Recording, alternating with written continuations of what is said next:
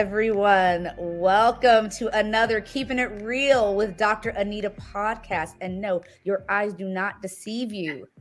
Dr. Anita has not shape shifted. The tables have turned, and the interviewer is now the interviewee. We are here to celebrate Dr. Anita's fifth year. Fifth year of her podcast. This is amazing, absolutely amazing. And so, to do something a little different, because Dr. Anita always keeps it real, always keeps us on our toes, she is willing to get interviewed. She's gonna be in the hot seat. I'll make it super hot. No, not too hot. It might be hot. Who knows? We'll see what happens. But we know one thing for sure: it will be real, because that's what you are always promised with Dr. Anita, and today will be no exception. So I am sure most of you all know, but hopefully we have some new viewers tuning in today.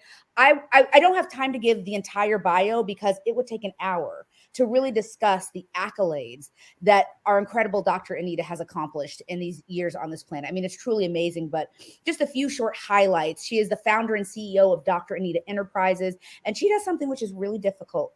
She reframes diversity conversations from difficult to different. And that's what we're leaning into. So she is a trusted C-suite advisor and board director. She does so much work. She holds her doctorate, her PhD, a master's in human and organizational systems. And she is just as incredible a human being as you could ever meet. And I am so honored to get to interview her today. My name is Kelly Kirkland. Dr. Anita and I first met very randomly, and we hit it off right away. And I thought, where have you been all my life? Oh, why have I not been listening to you my entire life?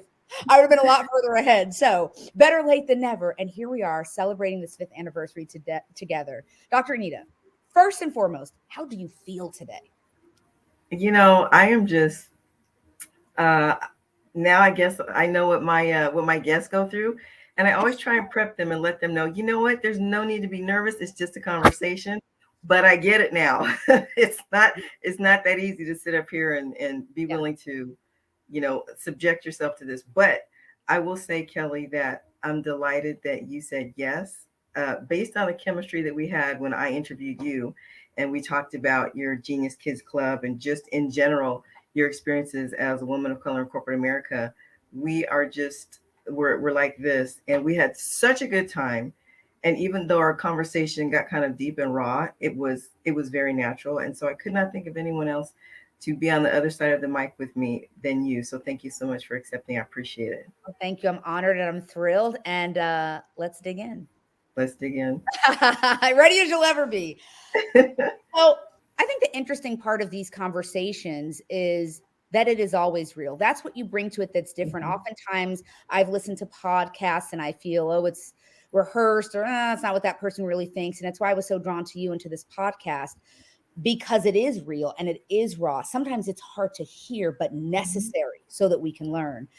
So with that in mind, Dr. Anita, how did you come up with the idea of the Keeping It Real podcast? What made you think that was something that was important or necessary? I think just what you said, we've got to keep it real, but there's a way to do that. We talk about speaking truth to power. And one of the things that has troubled me, politically speaking, and I don't want to get into politics, but when people talk about being woke and I have to be PC about what I'm saying, let's really think about that. Keeping it real. When you're talking to your manager, you don't speak to them any kind of way. You're considerate about how your manager is going to receive the message that you deliver. And so I think it's only fair and right that we're just as considerate with the people that we work with. It's not about being PC. It's not about coddling people. It's about being mindful about who you're talking to, what you're going to say, and how you position your statements. I like to say that for me, it's not about getting folks necessarily to understand the rightness of my message.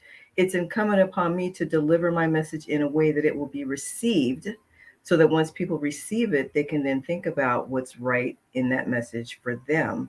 And hopefully we can raise some awareness and reach some agreement around some things. That really all goes back to human affirming behaviors, whether it's in our personal space, in our political space, in our voluntary space. Are we demonstrating human affirming behaviors? Are we thinking about how we act? Are we approaching other people with an open heart and acknowledging and working on the biases that we have, so that then we can just be really content on connecting with people by listening, and then tapping into diversity by being culturally curious, not only on an individual level, but on a level that says, based on this group or that group, either subcultures in an organization, how can I be culturally curious? Right. How can I be? And I guess that's what so struck me with you. And it makes sense now why you say keeping it real and why Mm-hmm. this work is so important, because it sounds like what you just said is when you go into whether it's a general conversation, a podcast, whatever it is, your intent is not to convince. Mm-hmm. Your intent is to open up a dialogue, so Mm-hmm. a real dialogue where people can listen and learn. That's what it sounds like your goal is. Exactly. And I consider myself a facilitator of conversations that convert to actions. In my younger days, I was all about let's do something, let's do something, let's do something, let's cut all this talk. But you need to have a good dialogue so that you understand the situation, so that you've got some context, so that when you do convert that conversation to action, you know what you're doing and you know why you're doing it, and you have some idea of the result that you're trying to achieve. Yes. And it seems like because if that seems like how you would be able to achieve that result that you're looking for, where you want to reframe those conversations from difficult to different, because it's not combative. It's not to be in convincing mode. It's not an argument. It's not I'm trying to pull you over to my side. I'm trying to share a communication with you so that we can listen and learn from each other and go from there. So when we look at it from that lens, it doesn't have to be difficult to just share ideas. That's right. And it's really about a three-step process that I like to say: change your frame, change your focus, change your future. Ooh, Anytime you're thinking about something, how can you change your frame around it so that then you're focusing on different aspects of it? And while you're focusing on those different aspects, you can make steps towards a different future than you otherwise would have had you not reframed that situation to begin with. well, then I will ask you a follow up to that because you are a professional here. Not in your personal opinion, in your professional opinion, how hard is it for people to change? Even if it's just reframing their thoughts, how does that do people get stuck and so focused on what they're used to thinking that it's hard for them to pivot? How challenging is it for people to try to change even in minuscule ways? Well, generally speaking, if it were easy to change, we wouldn't have the same New Year's resolutions year after year after year. I have the same So, one 6 years running, and right? I Yeah. still wear the same size pants. They're not any smaller. Exactly. So keeping it real, let's just start with that. And so a couple of years ago, I came to the realization, or I had the epiphany that, you know what? My work is not to change anybody.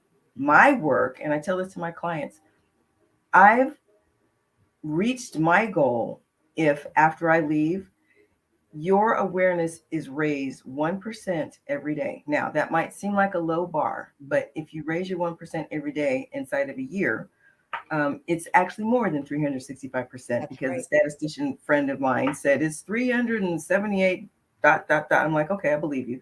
But the point is, the point is, even by raising your awareness about assumptions, interpretations, limiting beliefs that we use as filters when we sometimes engage Mm, with other people, even that 1% every day will have an exponential payoff over a certain amount of absolutely. time.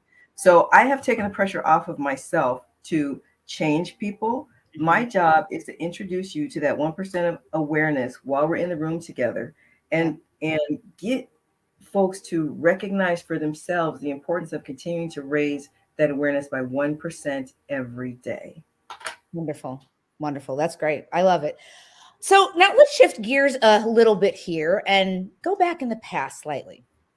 I read a fabulous interview with you where you'd said that in corporate America, you were done assimilating only to be sidelined. And that, oh, I mean, kicked me like I had been a quarterback sacked, right Right. outside, right outside in the red zone. Uh, what does that look like for you to have worked as hard as you did to rise to the levels you did and do that code switching assimilating thing that people of color and especially women of color have to do with our gender, with our race, with our hair, with our outfits, everything, to assimilate, to be palatable to the masses, Mm. only to be sidelined? What was that like for Well, you? it's everything that you just said, doing all those things, jumping through all the hoops, going through the mentoring programs, being seen as a high potential, being told you'll get one thing and then turn around and it's something else. And honestly, I think what did it for me when the opportunity presented itself, it was, even though I've got the credentials, even though I've got the certifications, even though I've received the awards, I'm still being questioned about what I do, how I do it, and why I do it. And if my body of work, my past performance Mm, is enough, then why am I still here? So again, when the opportunity presented itself, I decided I was kind of done with corporate America, and it was easier for me to find synergy with people who valued what I brought to the table without drilling me because they could see the evidence, and that was enough. And when I opened my practice, my parents were very proud, of course. But my mom, in particular, about 6 months in, she said, you are just so brave. And I distinctly remember telling her, no, mommy, it's not bravery. I said, I really chose the path of least resistance for my soul.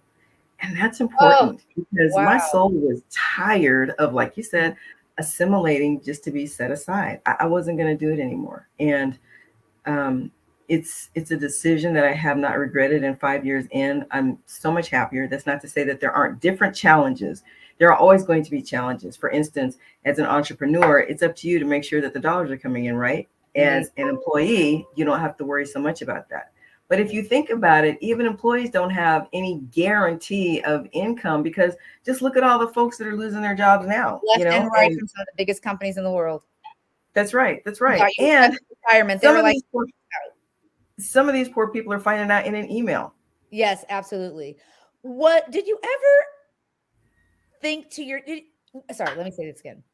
When you decided to leave corporate America, was there anyone in the workplace or maybe even a friend, family member that you shared your idea with who, as I say, tried to keep the golden handcuffs on? Ooh, how could you leave? You're making good money. Are you sure? Any doubters in your life that, I'm sure are well intentioned, but that made you, that you were like, no, no, no, I know what's right for me. Because there are a lot of people who want to take that brave step or that soul freeing step, but have those people in the background who are like, because they're based in fear, so they put that on someone else. Have you dealt with anyone like that? And if so, or if not, how would you advise someone who wants to take that step into freedom? I did, but not when I stepped into entrepreneurship because when that happened, it just happened. Yes. But previously, when I thought about going back for my doctorate, and every time I went back for a degree, I thought about it for a year before I signed up because I thought about how's my life going to change. I'm always going to have a book in my hand. What kind of events am I going to have to either shorten or miss altogether because I'm in school? So I was going around talking to some colleagues that I respected very much, and one gentleman in particular, he was black. He said, I really don't think you need it because you have a proven track record, you've got a reputation, everyone, comes to you anyway.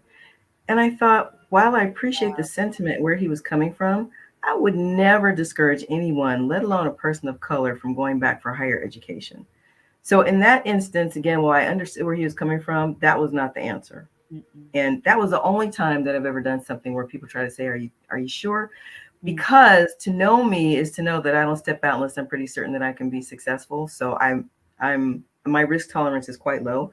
That being said, there are no guarantees in the entrepreneurial world other than you believe in yourself and your product. Yeah. But what better guarantee is that when you think about it? That's right. I think Yeah. it's the best guarantee. You mentioned previously the idea of in your interview that I read that of women of color, especially of us, Mhm. knowing our worth. And I do Mhm. hear that a lot. Know your worth, know your worth. Yeah. How would you describe your worth?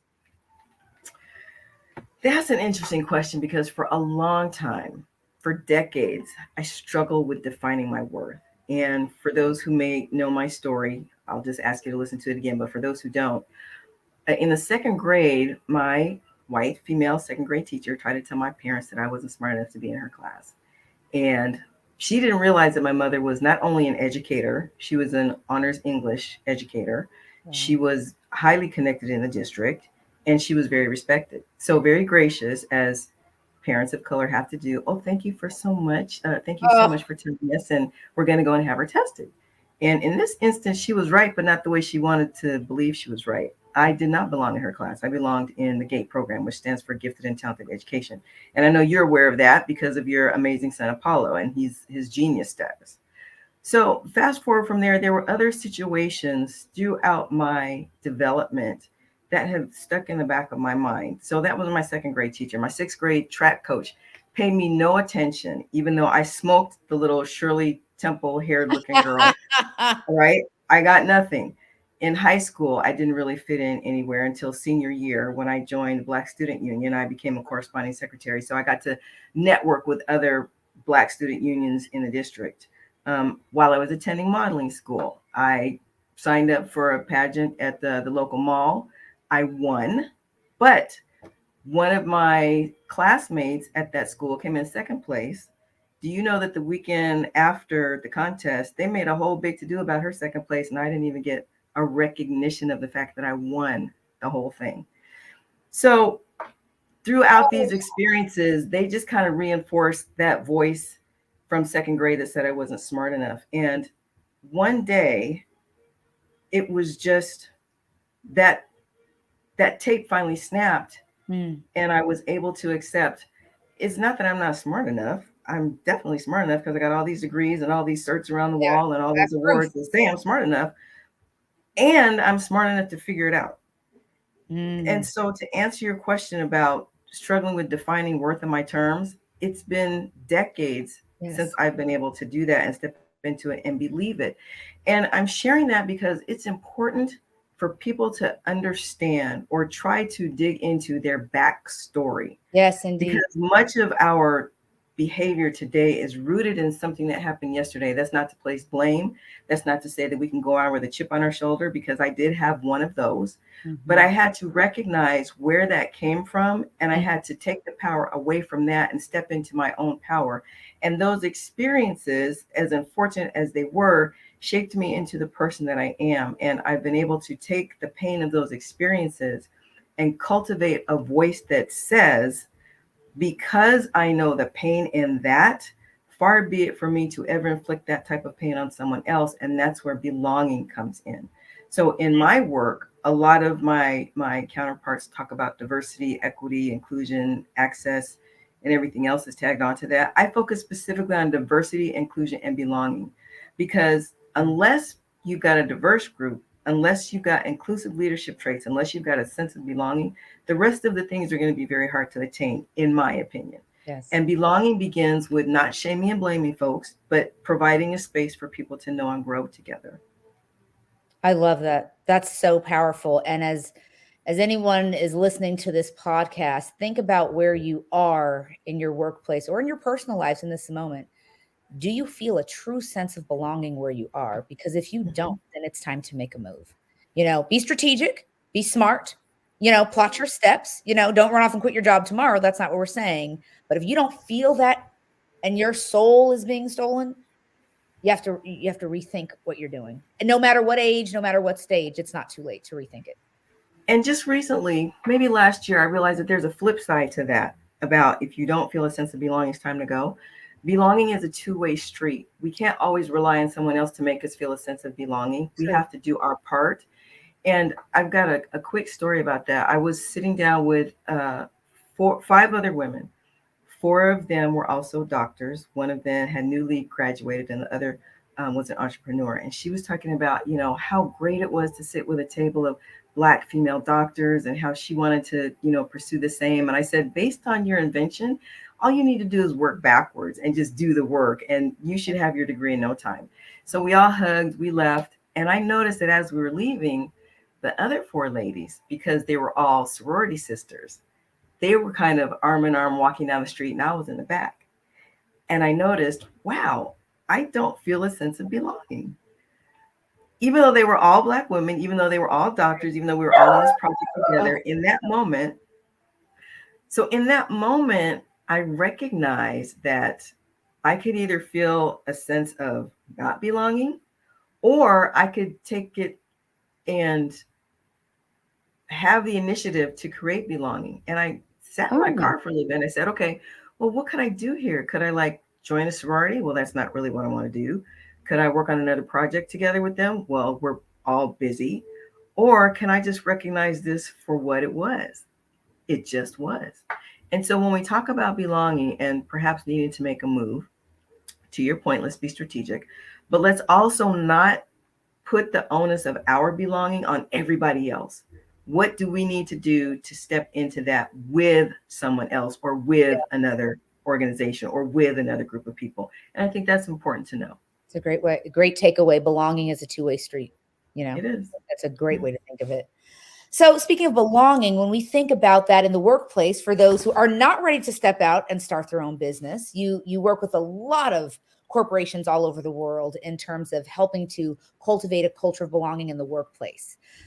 How do you do that? How do you step into work like that? And what does it mean for you to do that in a workplace?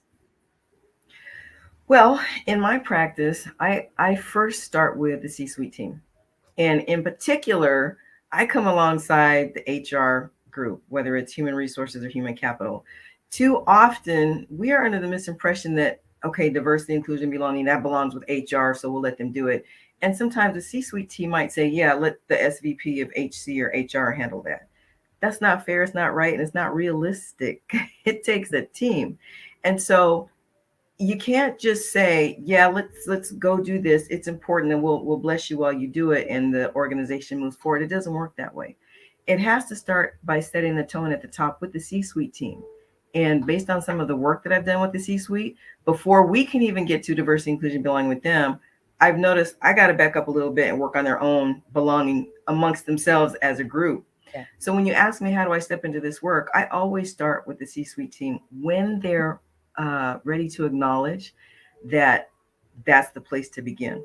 Not everybody is, so they don't work with me, they'll work with someone else. But then that's the difference between check the box initiatives and say, hey, we've done this as a good corporate citizen, and Right. change the culture behaviors that say, hey, we want to integrate this with our own corporate values because it makes sense. So from there, I have several different techniques and activities I take them through. But the most important thing when it comes to belonging is, can you define it? And I define it in 4 different aspects. What does it look like? What does it sound like? What does it act like? And what does it feel like? I truly believe that if you can't explain belonging, you can't attain belonging. Right. So it has to start there, because we know when we have it and we know when we don't. Mm-hmm. But if we can't explain it, if we can't define it, we can never attain it. We can never achieve it. Absolutely. Absolutely. Then you know for sure, you have evidence. That's right. Evidence. That's what you need. The data. Mm-hmm. Well, speaking of belonging and not belonging, and it was very interesting when you said when different C-suite advisors are ready, not everyone is ready. They say they are, they sign up, and then they, oh no, we don't really want to change anything. Yeah. I can imagine how many different challenging situations you have been in over the course of your journey in both corporate America and now on your 5-year entrepreneurial journey. Could you describe the most uncomfortable work or team or situation you've been in? And don't leave out. I sure can. I sure can.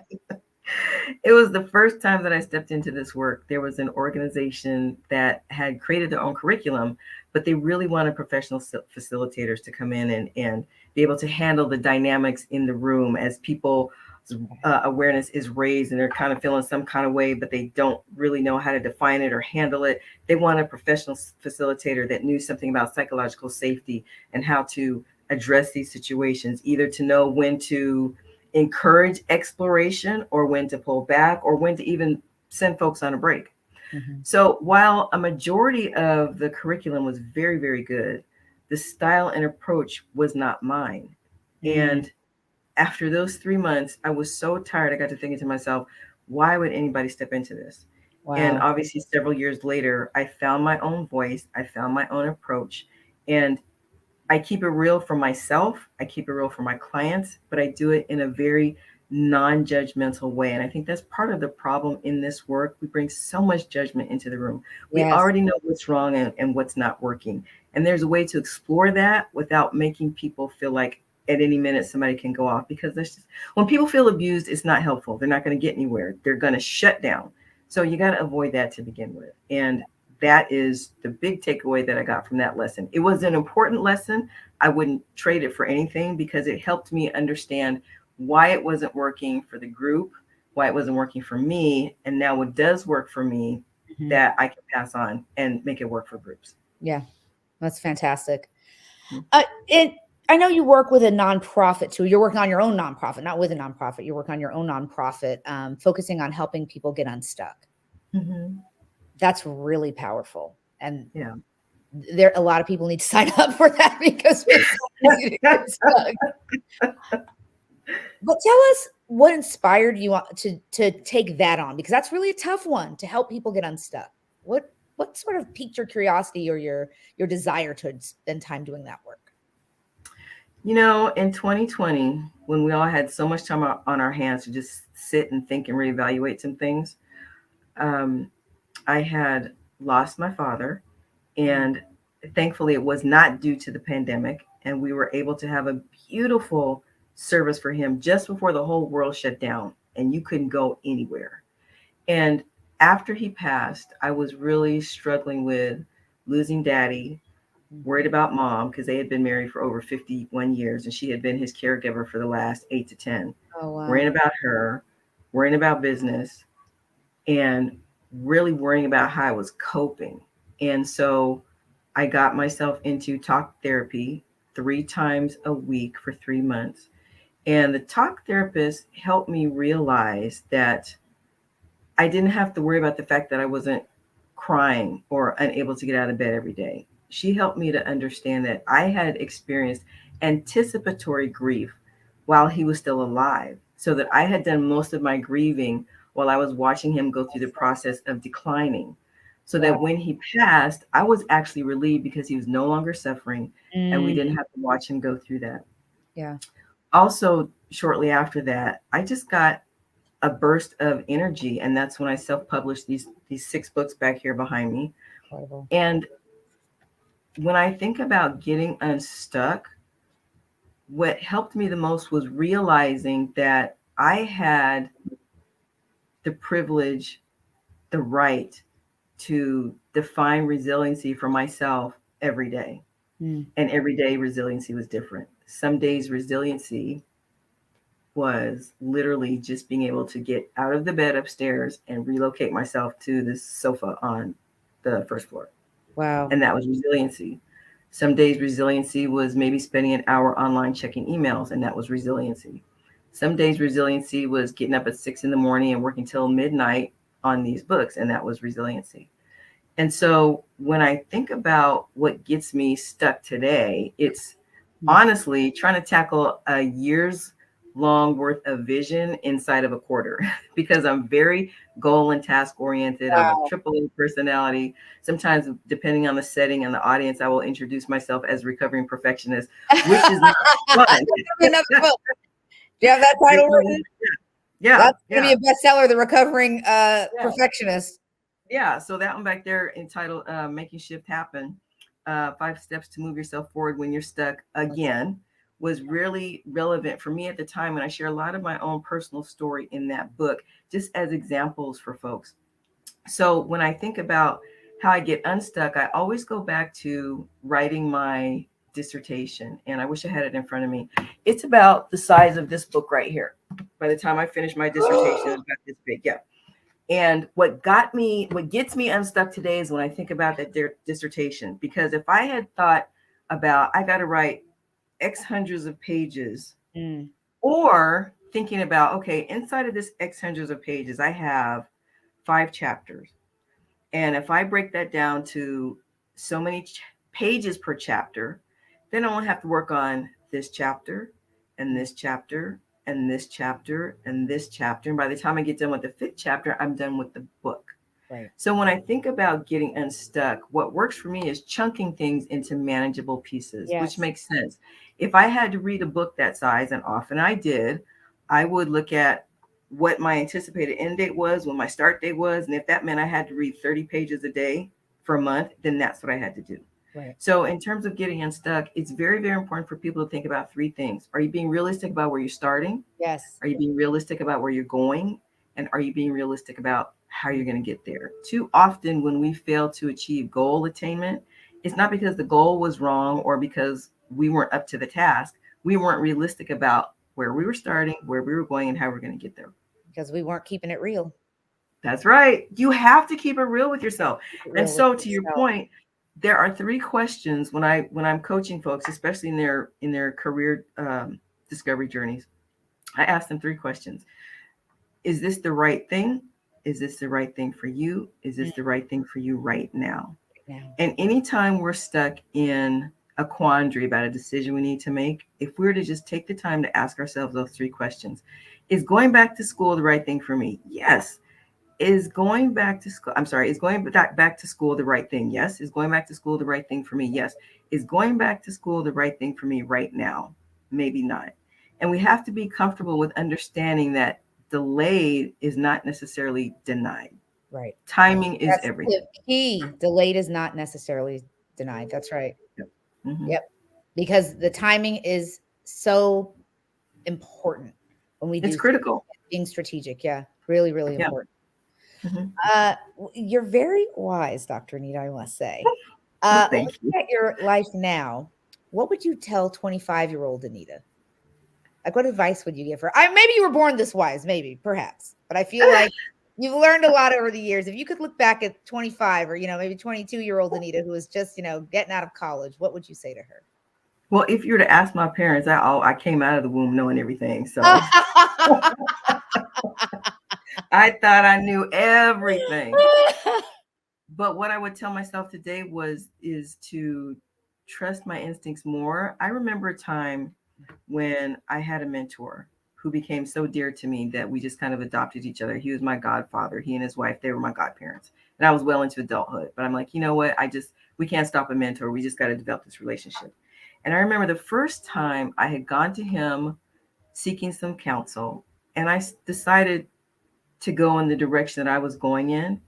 And it worked out well. And from that point on, I learned to trust my own voice. Not that I wouldn't also listen to wise counsel, because smart people listen to wise counsel.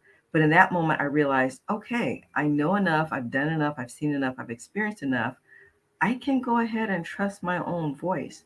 And so I would tell my 25-year-old self, trust yourself a little bit more. The times that you thought you were right but didn't do it, you were right and you should have done it. I love it. Trust yourself a little bit more. And doesn't the world teach us not to trust ourselves? Mm-hmm. Oftentimes, that's so true. Well, currently on your 5-year mark as an entrepreneur, is there anything you would? Let me rephrase that. 5 years in this incredible journey, are you where you thought you would be? If not, tell me more about that. So, if we're going to keep it real, when I started this journey, I didn't have any grandiose notions other than, can we keep this thing going for 5 years, to be perfectly honest? Because entrepreneurship doesn't come with a playbook. Yeah, that's You true. can read books about it, but it's an experiential learning process day in and day out. Some days I feel like, okay, I finally got it wired. And the next day I might be like, you know what, I haven't learned a thing. How am I even still here? And so any entrepreneur that I've spoken to worth their salt, whether they're at my stage or whether they've been in the game for 25 years, they say the same thing. It's part of the process. Uncertainty and questioning yourself is part of the process. And that being the case, I guess I am where I should be because I'm always questioning. But at the same time, I'm so excited about the successes that I've had. There are clients that I've engaged that I just never would have imagined. Some well-known clients that if I were to mention them, people would be like, really? Yes, really. And Wow. some experiences that I've had, I'm on um, a board of directors. Who would have thought? But here I am. And here's the thing. Something that I think people need to realize: when you are invited to take a seat at the table, you need to remember that you're invited there for what you bring to the table. So when you're sitting around the table and you see all of these other impressive people with these amazing backgrounds and impeccable credentials, don't compare yourself, because you're there for what you bring to the table. You're And not there don't by lessen accident. yourself. Yeah. I remember Brene Brown talked about one of her first speaking engagements, and all of a sudden she was looking at a sea of CEOs, and she was backstage, and she just kind of froze, and she was thinking to herself, "Why are they here to hear me? I'm not a CEO." And there Wow. have been a couple of times where I would think like that, but then I had to remind myself, but if they wanted to hear from a CEO, they wouldn't have brought me in. They want to hear from me for what I bring to the table. Yes. So what I would say to anyone, whether you're an entrepreneur, whether you are an independent contributor at work, whether you are a leader of leaders, do not compare the skill sets and the value that you bring to those around the table. They're different for a reason, which is what brought you to the table. So when you get a seat at the table, open your mouth. Be sure of yourself. Come studied, come prepared. Always come ready with a relevant comment and an important question in your back pocket so Ready to that go. when you get the mic, you are ready. That's right. Yep. I love that so much. That's great. So we have talked a lot about business, but our every time I think about business, I think our personal journeys are always with us. Even in Mhm. the workplace, we can't really separate the two. The personal journeys are part of who we are. Would you mind sharing with us maybe a personal challenge or struggle that you experienced that impacted you personally and professionally that may even still be with you today? Well, obviously, being a Black woman, there is the identity that comes with that, not only my self confidence, but always having to sometimes feel like I'm walking a dual identity. Yeah. On the one hand, there's the identity that says, I have been through things that only another Black woman would understand. On the other hand, there's that identity that says, corporately speaking, I have received mentoring, sponsorship, championship from people in all walks of life.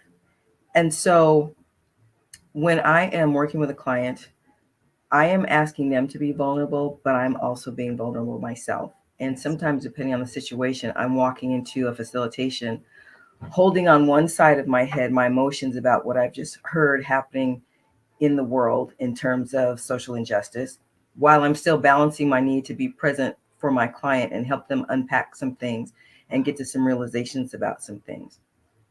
I think one of the things that comes to mind right now is mental health is very much in public view, and for Black women, there are so many implications regarding our mental health. I just read an article not too long ago about the fact that depression shows up very, very differently for Black women, and it Yes. often goes misdiagnosed.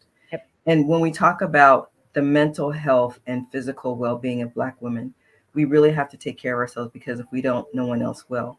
And I'm specifically recalling a time right now where I had become pregnant, my husband and I, and we had just gotten back from a cruise in which I had experienced such excruciating pain that they had to put me off the cruise ship in a Oh, hospital in Mexico.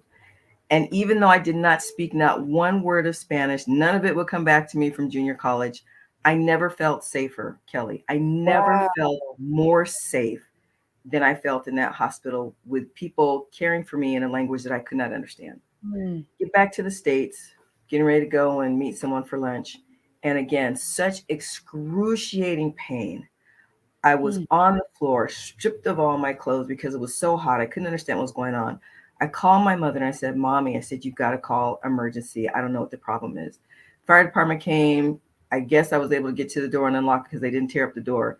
But they came, they took me to the hospital. Kelly, I was in the emergency room, and an Indian American doctor, male doctor, he sees I'm writhing in pain and Mm. he's pushing on me like he's pushing a melon. I was screaming in pain. And it Oh, wasn't until this man found out that I had a PPO, and at the time it was Cadillac insurance from the company where I was working. right. Then he started treating me with dignity and respect. I don't think I will ever Oh, forget that. And that is something that people of color, whether it's in an mm, emergency room or whether it's our emotions, we are not treated with dignity and respect as living human beings for whatever reason, based on the biases and assumptions that people have. I don't know what biases and assumptions he was working on. Maybe he believed that myth that Black folks have a super high tolerance for pain. so pain. But Wow. in that moment, he treated me less than human. And I will never Mm. forget that. And so, one of the things that I remind myself is that there's privilege in our pain. If we can remember how someone else caused us pain, we'll be very, very careful not to cause that same type of pain to someone else. Now, obviously, I'm not a doctor, so I'll never be put in that position. But in terms of the work that I do, in terms of the work that any of us do when we're interacting with other people, Yes. never ever inflict the pain on someone that someone else inflicted on you. Use the lessons in that Yeah. pain to show up differently. Use the lessons in that pain to manage your implicit bias, your confirmation bias, Mm. your similar to me bias. Use the lessons in that pain to know better and do better Wow. And that must show up for you in the line of work you're doing now all the time. on a regular basis. for you personally, for the people you're working with, whether it's large organizations, one-on-one, it must come up daily. And what a conscious effort I feel we must make to not make those mistakes. I feel like the easy thing to do is to slip into comfortable patterns,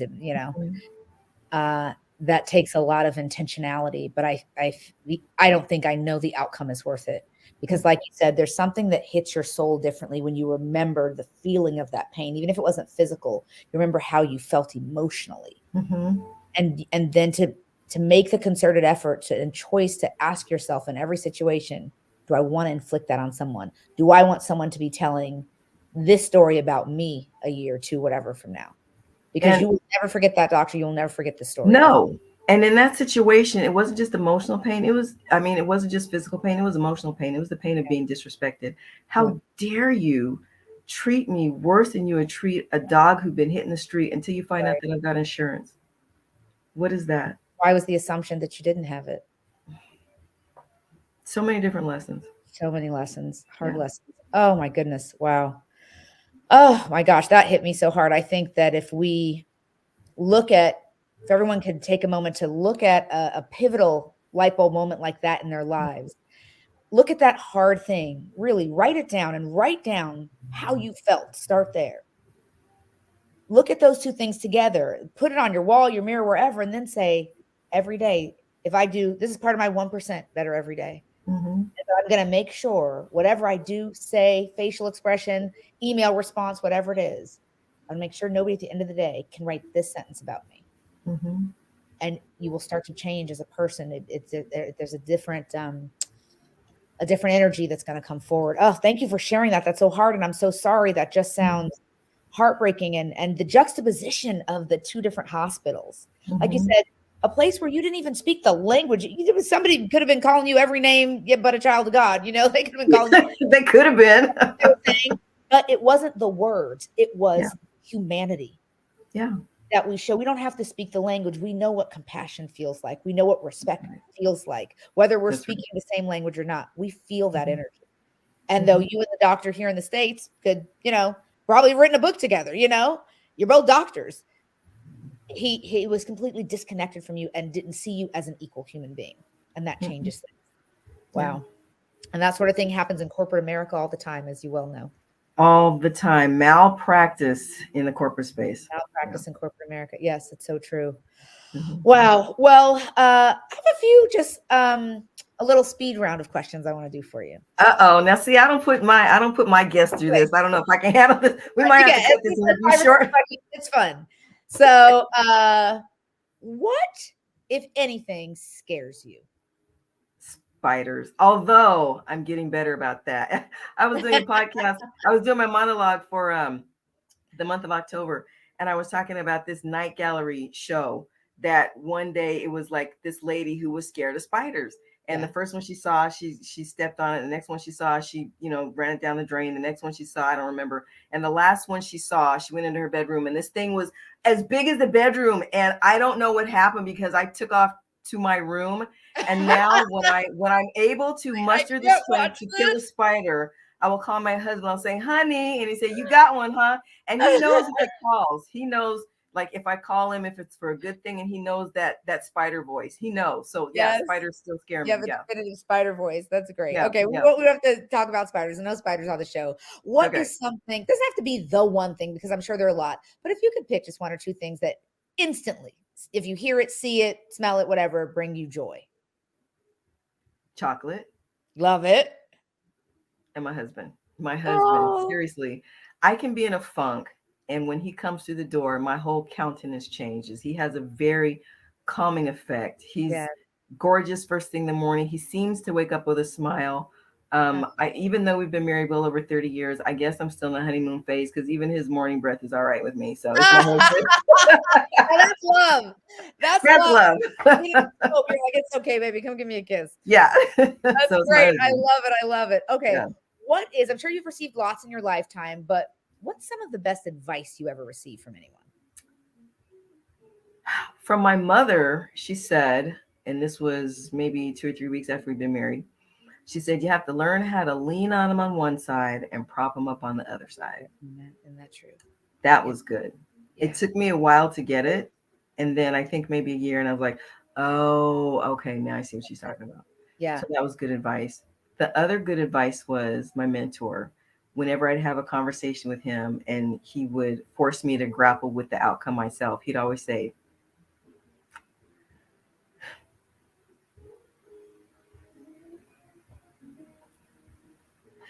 I still miss him. He would always say, sweetie, you'll be just fine. And so sometimes when I'm grappling with something, I will hear his voice telling me, sweetie, you'll be just fine. And I'll make a decision and roll with it. And it turns out just fine. That's beautiful. Well, and that is kismet because my next question was going to be, is there a mentor Yeah. who inspired you?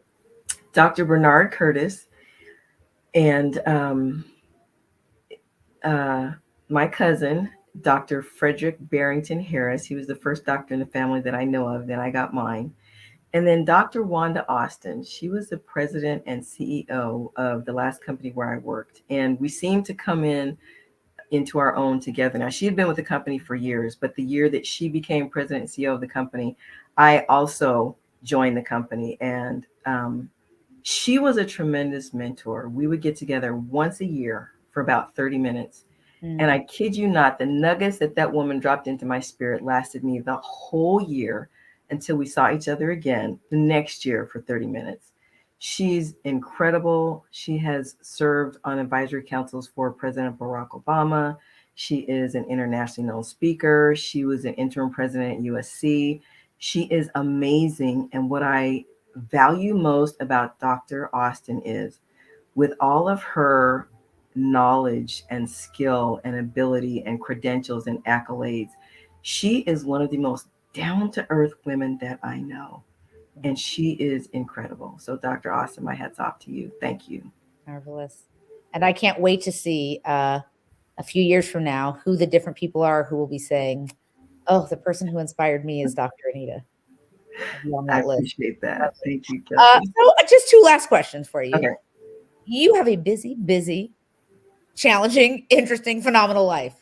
What do you do for self-care or to unwind? How do you take care of yourself? You do really hard, challenging emotional work. How I do you do. take care of yourself? Well, first of all, let me say that my husband and I were not blessed to have children. So that is a portion of life that I don't have to try and manage, along with all of the other amazing, incredible women and men who are out there raising families and doing amazing work. So my hat's off to parents who are managing and balancing so much. I remember watching my parents do it. And to me, mom was bad. I mean, she could do it all. I don't know if you remember that. So now I'm going to date myself, but there was this commercial, this perfume commercial, Angelique, talking about I can bring home the bacon and fry it up in the pan and never let you forget your man. Right? That was my mom right there. I So knew it. to answer your question, when I need to, I know that I am, and I've had this conversation with my husband. I know I'm spent when the house isn't tidy. Now I keep a tidy house, but when he notices that papers are stacking up, when he notices that things are kind of disheveled, when he notices that I'm on the couch for a whole day on a Saturday, just watching film noir, that's when I'm burnt out. So my favorite thing to do is to watch film noir. We love to travel. We love cruises. We're kind of getting up there in the ranks in terms of cruise expertise. I love it. Yeah, we love to ride our bikes together out on the trail. When I got my doctorate, he actually built a bike for me from the tires up. And now I understand better why that sport is so expensive because the frame alone was like $800. Yeah. So whenever we can, we're together. He's a basketball official. So a big date night is like, for instance, this Saturday, we're going to go to Barstow. He's going to do a game. On the way back, we're going to go to Cracker Barrel and have a good old country dinner and then come back and be in the bed by like 9 o'clock. So to me, that's great because we're together. And I have to say, when we're on our bikes, ladies, you'll get what I'm saying. When we're on our bikes, that's like the one time that I kind of let him lead, and I'm glad about it because I know he knows what he's talking about. Yeah, no, I love my that's husband. fabulous. I let him lead more than that. But there's just this sense of my man is in front of me. He's taking care of me. He's going to make sure I don't, roll over something that I'm not aware of. There's something about that time when we're together, even though we're not side by side talking to each other, because I don't like that. I'd rather be behind him so that if something happens to him, he's not taking me out too. Right. But there's something very intimate about us being out on a bike trail together, enjoying nature, just putting in the hours and working really hard together, and then coming home and just kind of resting. I love that. Well, Dr. Anita, when I interview you for your 10-year anniversary and we rewind this tape and look at it, tell me if there's anything you want to have done, seen, whether it's personal, professional, doesn't matter. Anything you go, yeah, when I look back in the 10 years, I want to have done this or tried this. So about 3 years ago, I participated in a pilot for a talk show of all Black women doctors from different disciplines. I was the PhD, there was a homeopath, there was an MD, there was a psychiatrist. And that pilot production was one of the most fun, exciting, invigorating things that I've ever done. I would like to be part of something like that again by my 10th anniversary. All right, let's I would like to continue broadening my speaking around the world. I'm working on a project to go out to the UK. And I would like to have an island with my own retreat center. Yes, an island. I'm putting it out there in the atmosphere. There on opening day. I'll watch you cut the ribbon.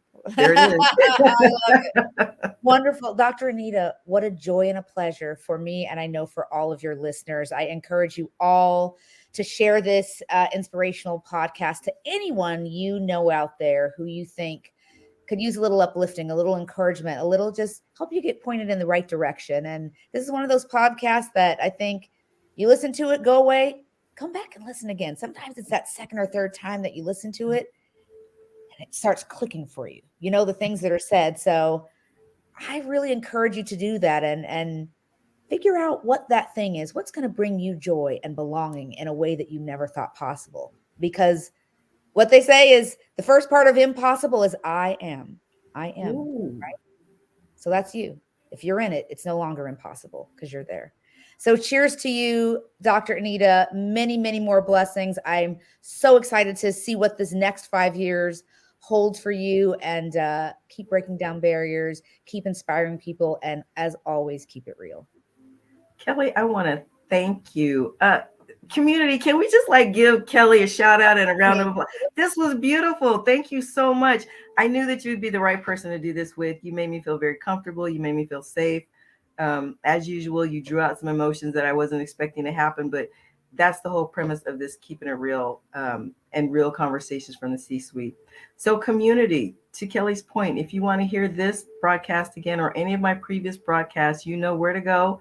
dranita.com. On the landing page in the center at the top, click on the link that says Keeping It Real with Dr. Anita podcast.